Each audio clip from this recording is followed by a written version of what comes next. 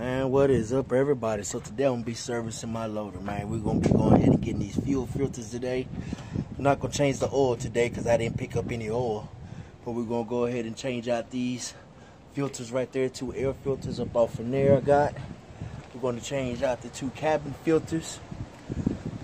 We're gonna change out this small little diesel filter too also.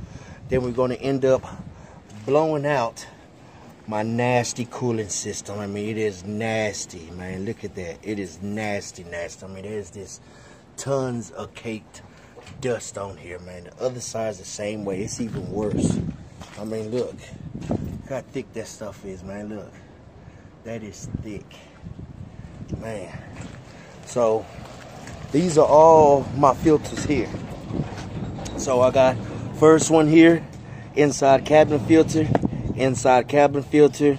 oil filter right there, fuel filter, another fuel filter right there, this little bitty small box there. Then I got the transmission hydraulic filter.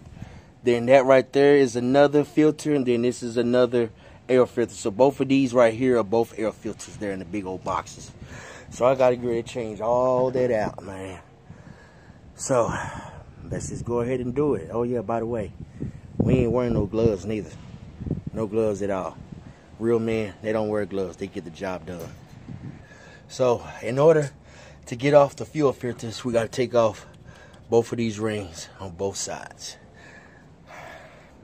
So in order for me to change these here, I have to take off this little nipple here and put this sensor nipple on here.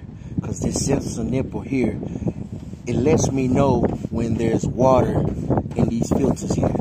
So as you can see, it says it on there, a water separator. So basically what it does is separates the water before it actually hits the other filter where the diesel actually goes into, before it actually goes into the motor. So if you don't have these sensors on here, you can't tell if there's water in your diesel or not, because normally when there's water, I will get a beeping noise from my computer off in there that's telling me that there's water in the diesel. So that's what these sensors here are for. So basically I gotta take this sensor off, put it on here, fill this one up with diesel, stick it on there, and do the other one the same way. But the other one, it doesn't have a sensor on it. It's just a straight nipple on the end of that one. And see, believe it or not, this is the sensor right here. This little bitty thing right here, this is the sensor that lets me know if I got water off of my diesel. So basically another thing too also, whenever you're changing these, you have to make sure, man, you fill these things back up with diesel. That way when you get ready to start it up, it'll fire right up. Because if you don't put diesel off in these, you're going to have one hell of a time of getting your loader started. And it is a pain in the ass to redo these all over again.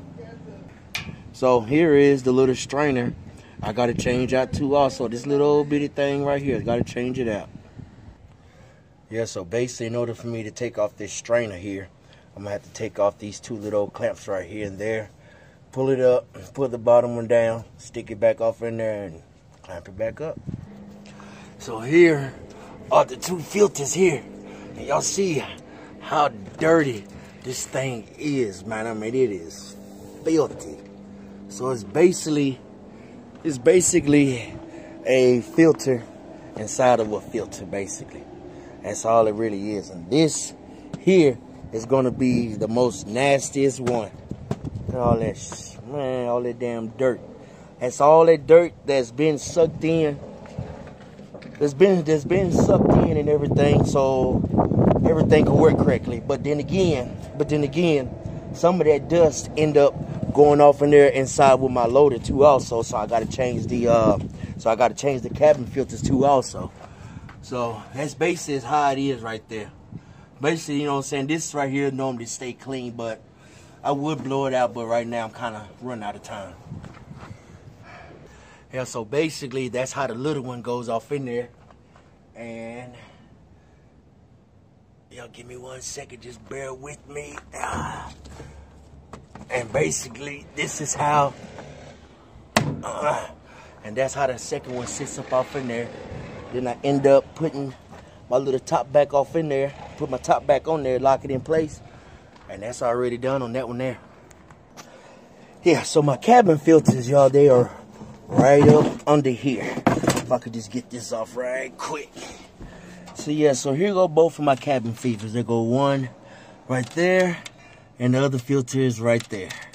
So I gotta change both of these here, but this right here, it stays dirty off in there for some reason. It really does. I mean, it stays heavily dusty.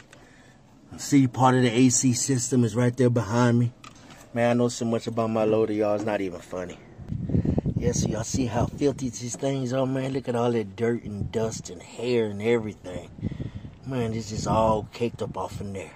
So that's part of the reason why sometimes I leave my door open on my cab when I'm driving around sometimes where it get fresh. Look at all that dust right there. Man, I'm gonna have to vacuum all that out. Now here is my fresh, clean filters. There's one there, and I got the other one right there. So both of them come in their bags, the way they'll stay fresh and stay clean. So now I got two fresh cabin filters off in there now. Oh, now it's time to put this baby back together and start blowing out the cooling system. All right, y'all. So now here comes the dusty, messy, noisy part right here.